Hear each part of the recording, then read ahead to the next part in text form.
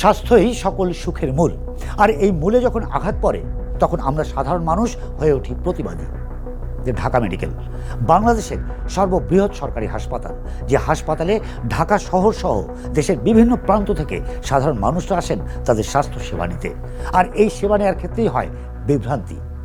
এক ধরনের সিন্ডিকেটের খপ্পরে পড়েন আর নির্যাতিত হন সাধারণ মানুষরা। সেই নির্যাতনের গল্প নিয়ে আজকের খতিয়ান খুলতে চাই সাদা কালো। আপনাদেরকে নিয়ে যেতে চাই ঢাকা মেডিকেলের সেই সমস্ত জায়গায় যেখানে সাধারণ মানুষরা প্রতিদিন হচ্ছেন নিপীড়িত আর বঞ্চিত।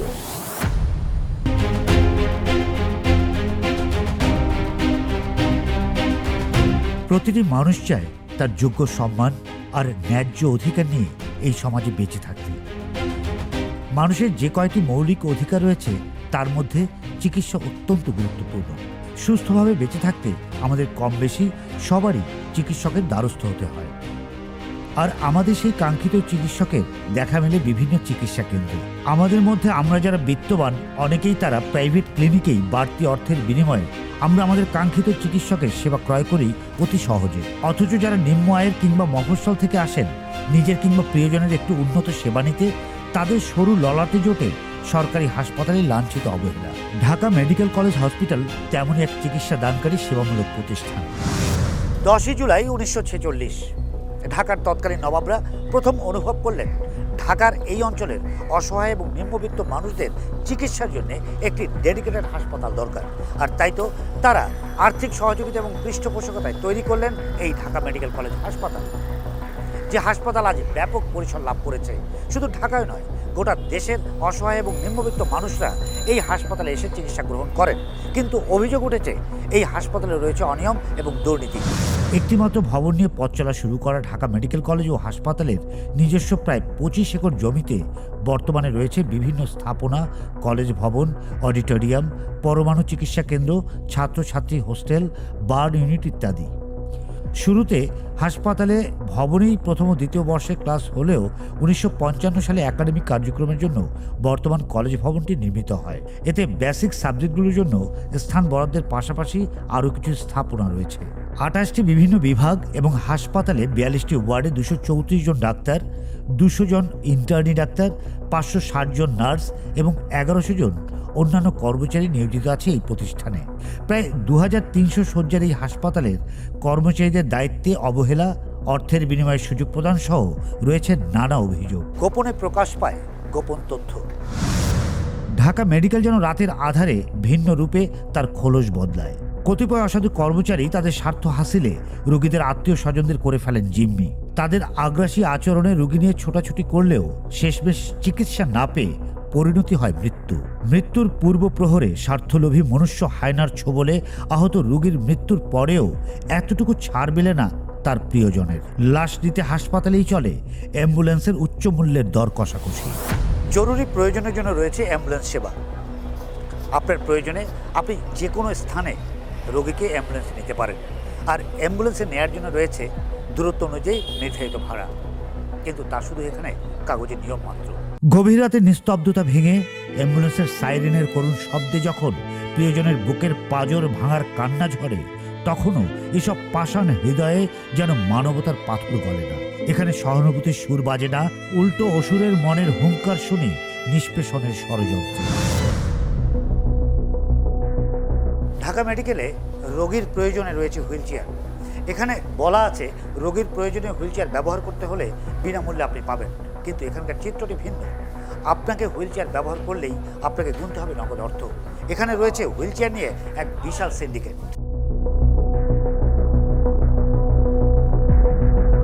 আমরা ব্যবহার করে তাহলে মনে করে আমরা 200 টাকা 300 টাকা চিকিৎসা নেব।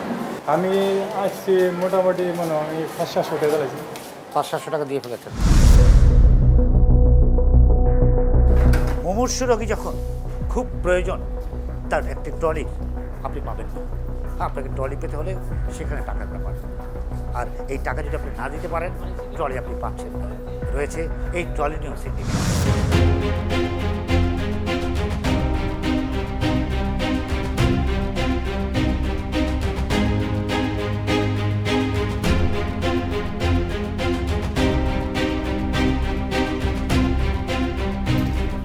হায় রে মানবতা, যখন প্রিয়জনের প্রিয় মুখটি একটি ট্রলির জন্যে অসহায়, ঠিক সেই মুহূর্তে ট্রলি মিলছে না। ট্রলি এই জায়গায় টাকা দিয়ে নেওয়া লাগে, টাকা মানে ট্রলি নেই যায়। রাত 2টার সময় অপারেশন করছে, ট্রলি দেওয়ার লাগে 100 টাকা দিছে, ওরা নেবে না, 200 টাকা লাগবে। 105 টাকা 109 আনবে, মানে অনেক অল্প ডিফারেন্স। এ থেকে আপনার 100 টাকা দিছে আব্বু, 100 টাকা নেবে না, 200 টাকা দিতে হবে, পরে 200 টাকা নেবে। কিন্তু এখানে তো বলা আছে যে বিনামূল্যে ট্রলি এবং হুইল চেয়ার পাওয়া যাবে। না, এই যে আমার আম্মুরে সকালে যে কটা রিপোর্ট করা লাগছে বাহিরে, আজকে শনিবার অনেকগুলো বন্ধ, তো এই জায়গায় যে কটা করছি সব কোলে করে নেওয়া লাগছে। 3 তলা 2 তলা উঠাইতে আছে, পুরা 4 তলা 5 তলা হচ্ছে কোলে করে মারে। বাকরুদ্ধ হয়ে যায় এমন কথা শুনে। মানবতার জন্য তৈরি হয়েছিল এই হাসপাতাল। আজ এই বৃদ্ধা মা তার যোগ্য সন্তান আছে বলে সেই সন্তানটাকে কোলে করে এই হাসপাতাল থেকে ও হাসপাতাল নিয়েছে। যার এমন সন্তান নেই তার কি হবে?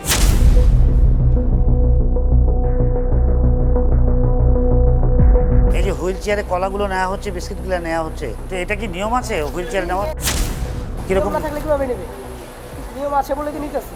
আপনি আমাকে নিয়মের কথা বললেন, আমাকে নিয়ম শেখালেন যে হুইল চেয়ারে কলা এবং বিস্কিট নেওয়ার নিয়ম আছে। আমরা যতদূর জানি সাধারণভাবে ট্রলিতে করে এগুলো নেওয়া হয় এবং এই পণ্যগুলো বহন করার জন্য ট্রলি আছে আলাদা। ট্রলি আছে আলাদা, ট্রলি নিয়ে হুইল চেয়ারে কিন্তু হুইল চেয়ারে তো রুগী নেওয়ার কথা। গোপনে প্রকাশ পায় গোপন তথ্য, আর সেই তথ্য মতে আমরা দেখলাম ঢাকা মেডিকেলে সিন্ডিকেট গ্রুপ কি করে এই হুইল চেয়ার আর ট্রলির বাণিজ্য করে সাধারণ মানুষকে করছে বঞ্চিত। গল্প আরও শুনবো, তবে তার আগে নেব ছোট্ট একটি বিরতি।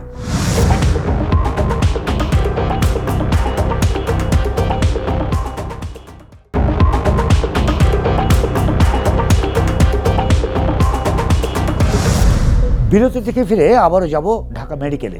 একটু দেখতে চাই আরও ভেতরে কি কি অনিয়মের ছোপ রয়েছে এখানে। যে প্রতিষ্ঠান তৈরি হয়েছিল সাধারণ অসহায় মানুষের সেবার লক্ষ্যে, সেই প্রতিষ্ঠান নিজেই যেন আজ অনিয়ম দুর্নীতির চোরাবালিতে শ্বাসরুদ্ধ। যে হাসপাতালের লক্ষ্য ছিল চিকিৎসা প্রদানের, সেই হাসপাতাল নিজেই যেন আজ রুগ্ন এক রোগী। ঢাকা মেডিকেলে রোগী ভর্তি সহ চিকিৎসার বিভিন্ন ক্ষেত্রে যখন অনিয়মের অভিযোগ উঠে আসছে বিভিন্নভাবে, ঠিক সেই মুহূর্তে এই ঢাকা মেডিকেল কলেজের অন্য প্রান্ত লাশকাটা ঘর থেকে আরেকটি অভিযোগ উঠে আসে।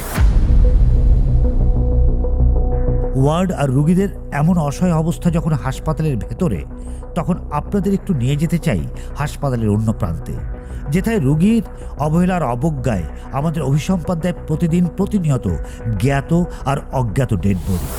হ্যাঁ, মর্গের কথা বলছি। ইতিমধ্যেই নানা টেলিভিশনে ঢাকা মেডিকেলের ডেড বডি প্রদানে ইচ্ছাকৃত বিলম্বের সংবাদ প্রচারিত হয়েছে। এবার অভিযোগ উঠেছে ডেড বডির হিসাবের গরমিলের। তাহলে কি ঢাকা মেডিকেলের মর্গ থেকে ডেড বডি গায়েব হচ্ছে? চলুন বিষয়টির সত্যতা জানতে আপনাদের নিয়ে ঢাকা মেডিকেলের মর্গ থেকে একবার ঘুরেই আসি। একজন মানুষের পরিচয় তার জীবদ্দশায় যাই হোক না কেন, মৃত্যুর পর তার একটাই পরিচয়, লাশ। ঢাকা মেডিকেল কলেজের এই লাশ কাটা ঘর, এই লাশ কাটা ঘরে প্রতিদিন অসংখ্য বেওয়ারিশ লাশ আসে এবং এই লাশগুলো পুলিশের মারফতে এসে আবার চলে যায় আঞ্জুমান মফিদুল ইসলামে তাদের দাফন কার্য সম্পাদন করতে। কেউ কেউ তাদের শেষ সময় প্রিয়জনের লাশটি শনাক্ত করে নিয়ে যান। কিন্তু এখানে অভিযোগ উঠেছে এই বেওয়ারিশ লাশ গায়েব হয়ে যায় এই মাঝপথে। ঢাকা মেডিকেলে প্রতিদিন চিকিৎসা নিতে আসা রোগীদের মধ্যে যারা মৃত্যুবরণ করছেন, তাদের বাইরেও ঢাকা সহ ঢাকার বাইরে থেকে অসংখ্য বেওয়ারিশ লাশ আসে এই মর্গে। যে বেওয়ারিশ লাশগুলো পুলিশের সহায়তায় এই মর্গে পোস্টমর্টেম করে পাঠিয়ে দেওয়া হয় আঞ্জুমান মফিদুল ইসলামে সৎকারের জন্য। এর মধ্যে কিছু লাশ পোস্টমর্টেম ছাড়াই পাঠানো হয় আঞ্জুমানে। প্রতিদিন যত বেওয়ারিশ লাশ আসে তা একটা খাতায় হিসাব রাখেন মর্গ সহকারী, একটা হিসেব রাখেন পুলিশ, আর কটা বেওয়ারিশ লাশ আঞ্জুমান ঢাকা মেডিকেল মর্গ থেকে নিয়ে দাফন করলো তার হিসেব রাখেন তাদের রেজিস্টারে। অভিযোগ আছে বেওয়ারিশ লাশের এই হাত বদলেই নাকি মাঝে মাঝে আচমকাই গায়েব হয়ে যাচ্ছে লাশ। অভিযোগকারীদের মতে এই বেওয়ারিশ লাশ নাকি অবৈধভাবে গায়েব করে ঝলসে ফেলে শুধু কঙ্কাল বিক্রি করা হয় উচ্চ মূল্যে, যে কঙ্কাল ব্যবহার করা হয় বিভিন্ন মেডিকেল কলেজ স্টুডেন্টদের পড়ানোর জন্য।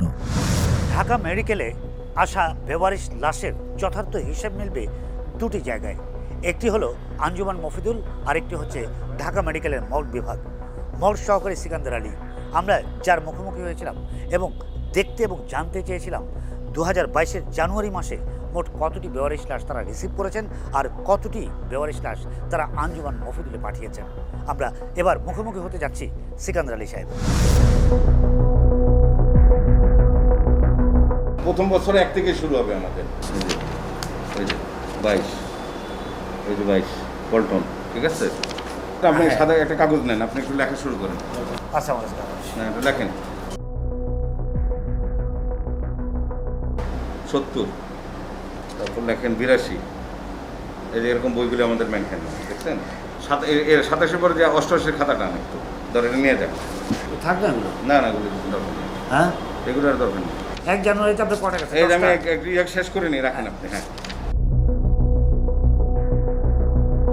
সিকান্দার ভাই আমাদের প্রশ্ন বানে হয়তো খানিকটা খেপেই গিয়েছেন, আপনি একটু কথা বলতে দেন, তারপর যদি আপনার ভুল হয়। না না, আমি পুলিশকে ডাকি, একটু কথা বলেন। পুলিশের কাছে পুলিশ দেখি, আমি ডাক দিই একটা মিনিট। ঢাকা মেডিকেলের মর্গ সহকারী সিকান্দার তার সরকারি রেজিস্টার দেখে বারবার নিশ্চিত করে জানুয়ারি 2022-এ সর্বমোট 15টি ডেড বডি তারা গ্রহণ করেছে আর 15টি ডেড বডি তারা আঞ্জুমান মফিদুলে পাঠিয়েছে দাফন কাজের জন্য। এবার আমরা আঞ্জুমান মফিদুলের হিসাব মেলাতে তাদের মুখোমুখি হই। কাকরাইলের এই ভবনটি হচ্ছে আঞ্জুমান মফিদুল ইসলামের প্রধান ভবন। প্রতিদিন ঢাকা মেডিকেলে যে সমস্ত বেওয়ারিশ লাশ আইডেন্টিফাই করা হয়, সেই বেওয়ারিশ লাশগুলো একসময় দাফন এবং সৎকার্যের জন্য এই আঞ্জুমান মফিদুল ইসলামে পাঠানো হয়। প্রতিদিন ঢাকা শহরে কতগুলো বেওয়ারিশ লাশ আপনারা দাফন করেন? এটা কি কোনো নির্দিষ্ট একটি হাসপাতাল থেকে আসে নাকি বিভিন্ন জায়গায়? আপনার Salimullah medical college, Dhaka medical college, Suhrawardy, মানে তিনটেই আমরা যদি বেস ধরি যে সলিমুল্লাহ, ঢাকা মেডিকেল আর সোহরাওয়ার্দী, ওটা কি ঢাকা মেডিকেল থেকে কতগুলো আসছে, সোহরাওয়ার্দী থেকে? ওটা হচ্ছে ইন্ডিভিজুয়াল রেজিস্টারে আছে। সেটা কি আপনার এখানে আছে? ওটা হচ্ছে ওটা মুগ্ধপাড়া। আঞ্জুমান মফিদুল ইসলামে বেওয়ারিশ লাশ দাফনের ক্ষেত্রে যিনি হিসাবকে সংরক্ষণ করেন তিনি হচ্ছেন আউয়াল সাহেব। আউয়াল সাহেব আমাদেরকে একটি হিসাব দিলেও আসলে আমরা যে হিসেবটি চাচ্ছিলাম সেই হিসেবটি তিনি দিতে পারেননি। আমরা জানতে চাইলে তিনি আমাদেরকে জানান সেই পুঙ্খানুপুঙ্খ হিসেবটি একমাত্র আঞ্জুমান মফিদুলের আরেকটি অফিস রয়েছে মুগদায়, সেই মুগদার অফিসে গেলেই আমরা পাবো। আমরা এখান থেকে যাত্রা শুরু করব এবার মুগদার উদ্দেশ্যে। আমরা জানতে চাই প্রকৃত সত্যটি এবং পুঙ্খানুপুঙ্খ হিসেব। ঢাকা মেডিকেলের ভেতরকার এই অনিয়ম দেখে যখন আমরা নির্বাক, ঠিক তখনই লাশ কাটা ঘর থেকে আসে অভিযোগ। সে গল্পই শোনাবো, তবে তার আগে নেব ছোট্ট একটি বিরতি।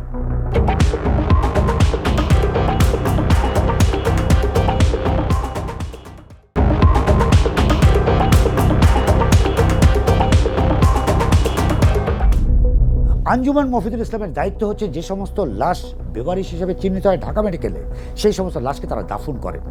ঢাকা মেডিকেল থেকে লাশ বহন করে আঞ্জুমান মফিদুল পর্যন্ত পৌঁছানোর এই মাঝখানের রাস্তাটুকু থেকেই নাকি লাশ গায়েব হয়ে যায়। কোথায় যায় জানবো সেই গল্প। আমি জানতে চাচ্ছি ঢাকা মেডিকেল থেকে কটি এলো? আচ্ছা, সরওয়ার্দী থেকে কটি এলো? মিডফোর্ড থেকে কতগুলো এলো? ঠিক আছে। এই রেজিস্টারটা আমি আপনার কাছে পাবো? এটা হ্যাঁ, ওখানে মেনটেন করা হয়, এটা আমাদের স্যারের অনুমতি নিলে দেন আপনাকে দেওয়া যাবে। 50টার ভিতরে সরওয়ার্দী করে ঢাকা মেডিকেল করে, এটা কি ভিন্ন করছে না রেজিস্টারে? হ্যাঁ, রেজিস্টার আলাদা আছে এই হিসাব। সেটা আপনি ওনার কাছে সব আছে, কিন্তু সেটাই বললাম, কিন্তু উনি আউয়াল সাহেব বুঝতে পারে নাই, পাঠা দিছে এখানে। অনেক কাঠখড় পোড়ানোর পর আঞ্জুমান মফিদুল ইসলামের দাফন কর্মকর্তা যে হিসেব জানুয়ারি 2022-এ দিলেন, তাতে হিসেব একেবারেই মেলে না। কেননা আঞ্জুমানের হিসেবে ডেড বডি হয় 25টি। জানুয়ারি মাস 2022-এ টোটাল দুটো গোরস্থানে আপনারা দাফন করেছেন 49টি অজ্ঞাতনামা বেওয়ারিশ লাশ, জি তাই তো? এই জানুয়ারি মাসে 49টার মধ্যে ঢাকা মেডিকেল থেকে কটা আসলে আমরা কি ফাইন্ড আউট করতে পারবো? 2 তারিখে ছিল একটা পুরুষ, 10 তারিখে 6টা আর 3টা শিশু।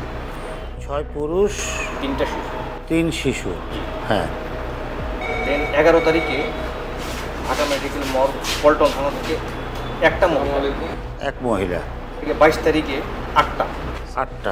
দেন 29 তারিখে ঢাকা মেডিকেল মর্গ থেকে 3টা 5টা, 29 তারিখে আবার ঢাকা মেডিকেল থেকে একটা, মানে টোটাল 29 তারিখে 6টা। তাহলে আপনি এখানে একটু দেখেন হিসেবে কত আসে। 1, 6 রেখে 7, 8, 16, 16 আর 6 22, 22 আর 3 25, এই 25টি ডেড বডি আপনারা ঢাকা মেডিকেল থেকে রিসিভ করেছেন। কিন্তু ঢাকা মেডিকেলের লাশ কাটা ঘর থেকে সিকান্দার সাহেব আমাদের যে সমীক্ষাটা দিয়েছে তাতে তিনি বলেছেন যে জানুয়ারি মাসে ঢাকা মেডিকেল থেকে আঞ্জুমানে মাত্র 15টি ডেড বডি স্থানান্তর হয়েছে। এটা কি করে সম্ভব? এটা কি করে সম্ভব? রামুর কাছে থাকবে, সিকান্দার তো জানে, এটা রামু জানে। আচ্ছা, আপনি একটা প্রশ্নের উত্তর দেন আমাকে, যে ডেড বডি ঢাকা মেডিকেল থেকে যে হিসেবটা দিয়ে পাঠানো হয় আর আপনাদের এখানে যে হিসেবটা রাখা হয় সেখানে তো গরমিল হওয়ার কথা না। না, এখানে যে গরমিলটা হচ্ছে এটা তো হওয়ার কথা না। তাহলে কেন হচ্ছে এটা? নিশ্চয় কোথাও একটা রিজন আছে। এই প্রশ্নের উত্তরে আঞ্জুমানের দাফন কর্মকর্তা জানালেন তিনি কিছুই জানেন না, ভালো বলতে পারবেন স্যার। আমরা স্যারের মুখোমুখি হই। স্যারও যখন এই গরমিলের যথার্থ ব্যাখ্যায় ব্যর্থ, তখন আচমকাই দাফন কর্মকর্তার রুমে প্রবেশ করে জানালেন লাশের হিসেব মিলে গেছে। টেলিফোনে দাফন কর্মকর্তাকে ঢাকা মেডিকেলের মর্গের রামু কি দেখে কিভাবে হিসেব মিলিয়ে দিলেন তা জানতে আমরা আবারও হাজির হলাম মর্গের সামনে। না, রামু নেই, আছেন অন্য একজন। তিনি সাফ সাফ জানিয়ে দিলেন রামু ক্যামেরায় কোনো কথা বলবেন না। আমরা ওই যে ডেড বডির যে বেভারেজের যে আঞ্জুমানে গিয়েছিলাম, ওখানে বলেছে ওরা 25টি লাশ পেয়েছে গত জানুয়ারি 2022-এ, যেটা সিকান্দার সাহেব আমাদেরকে হিসাব দিয়েছিল। সেখানে সিকান্দার ভাই যে হিসাবটা দিয়েছিল সেখানে আসছিল মাত্র 15টা লাশ। আমরা আবার আঞ্জুমানকে জিজ্ঞেস করলাম যে ঢাকা মেডিকেল থেকে বললো সিকান্দার সাহেব যে 15টা লাশ আসছে জানুয়ারি 2022-এ, আর আপনারা বলছেন যে 25টা পেয়েছেন, তো এই গরমিলটা কেন হলো? আবার ক্যামেরাটা দিকে ঘুরে না, আপনি এখানে এসে কথা বলি, অসুবিধা নেই। আপনি এদিকে এসে কথা বলি, এইখানে কথা বলি, এইখানে কথা বলি, সমস্যা নেই। রামু আবার ওভার টেলিফোনে আমরা যখন এই হিসাবটা বললাম তখন রামু আবার বললো যে হিসাব মিলে গেছে।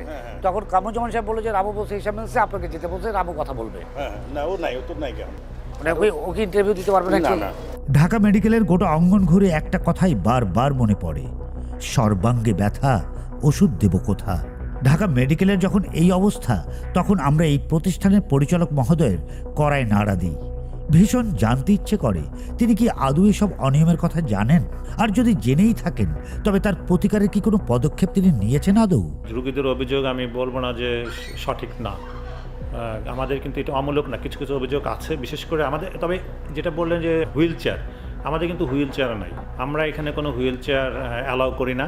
তো বাইরে থেকে হুইল চেয়ার নিয়ে লোকজন চলে এসে আমাদের কর্মচারী পরিচয় দিয়ে তারা পেশেন্টদেরকে বহন করে এবং তাদের কাছ থেকে ধরেন এই যে এইভাবে টাকা নেয় বা অর্থ নেয়। মিনিটে মিনিটে অ্যাম্বুলেন্সে করে পেশেন্ট আসে এবং সেইগুলো সবই ট্রলিতে যায়। যেই পরিমাণ ট্রলি এবং ট্রলিম্যান দরকার সেটা মানে হিসাব করলে অকল্পনীয়। ট্রিপল ডিজিটের ট্রলি দরকার আমাদের। তারপরও আমরা সেটার সাথে লোকও দরকার।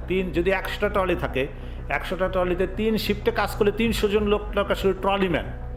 এই যে ব্যাপক একটা কর্মযোগ্য, এটা কিন্তু ওইভাবে আমাদের ক্যাপাবিলিটি নাই। আমরাও দেখি যে কিছু কিছু লোক মানে যারা অনৈতিক কাজ করে তারা সুযোগ পেয়ে তারা ট্রলিগুলি আটকায় রাখে এবং দেখা যাচ্ছে আমাদের যখন ট্রলি আনতে যায় তখন তাদের কাছ থেকে পয়সা দাবি করে। আমার অনুরোধ হচ্ছে আপনারা আমাদেরকে সহায়তা করুন। আপনাকে যখন কেউ অভিযোগ করে তাকে বলুন যে ওই ব্যক্তি আপনার কাছ থেকে টাকা নিয়েছে, তাহলে আমরা তাকে আইন শৃঙ্খলা রক্ষাকারী আইনের কাছে দিতে পারি। আমাদের যদি কর্মচারী হয় তাকে আমরা আইনের আওতায় আনতে পারি। ঠিকানাবিহীন লাশ তো আমাদের খুব একটা এখানে আসে না। একটা জিনিস আমাদের ক্লিয়ার হওয়া উচিত যে যতক্ষণ পর্যন্ত জীবিত মানুষটা বা একটা লোক, তখন কিন্তু আমাদের আওতায় সে, তাকে আমরা চিকিৎসা দেব। আর আমার ডক্টর যখন তাকে ডেড ডিক্লেয়ার করে, সেই ডেড বডি কিন্তু আর আমার হাসপাতালের সাথে কোনো রিলেশন নেই। এটা তখন পুলিশের, বাংলাদেশ সরকারের এবং পুলিশের আওতাধীন।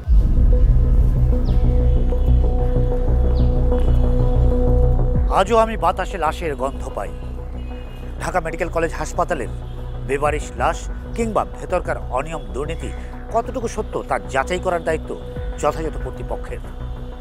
আমরা শুধু এইটুকু বলতে পারি, আমরা যারা নিম্ন আয়ের মানুষ, আমরা যারা ঢাকার বাইরে থেকে সামান্য উন্নত চিকিৎসার জন্য আসি অথচ আর্থিক সচ্ছলতা নেই, তাদের জন্য একটাই মাত্র দরজা, সেটা হলো ঢাকা মেডিকেল কলেজ।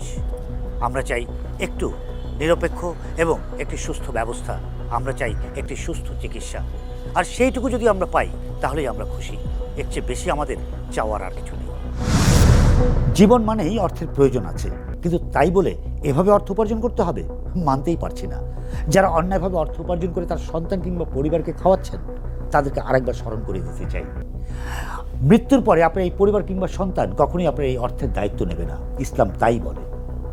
আমরা এই জন্যই বলতে চাই আপনাদের যে আমরা ন্যায়ের পক্ষে, আমরা অন্যায়ের প্রতিবাদী। আসলে যারা তার সন্তানকে একটু হলেও ভালোবাসেন তাদেরকে বলতে চাই, আপনার সন্তান হচ্ছে আপনার জীবনের সবচেয়ে বড় সম্পদ। সেই সন্তানকে একটু সময় দিন, আপনার সন্তান আপনার জন্য হয়ে উঠবে গৌরবের বিষয়। আমাদের আজকের গল্প শেষ করব, তবে যাবার আগে আপনাদেরকে জানিয়ে দিতে চাই, আপনাদের চারপাশে ঘটে যাওয়া কোনো অন্যায় কিংবা নির্যাতনের চিত্র যদি আপনাদের চোখে পড়ে কিংবা আপনারা জানেন, আমাদেরকে জানাতে পারেন। আমাদেরকে জানানোর ঠিকানা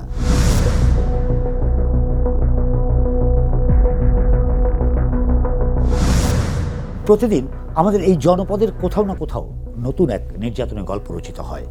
আমরা সেই গল্প শুনতে চাই না, আমরা ভালোবাসার গল্প শুনতে চাই।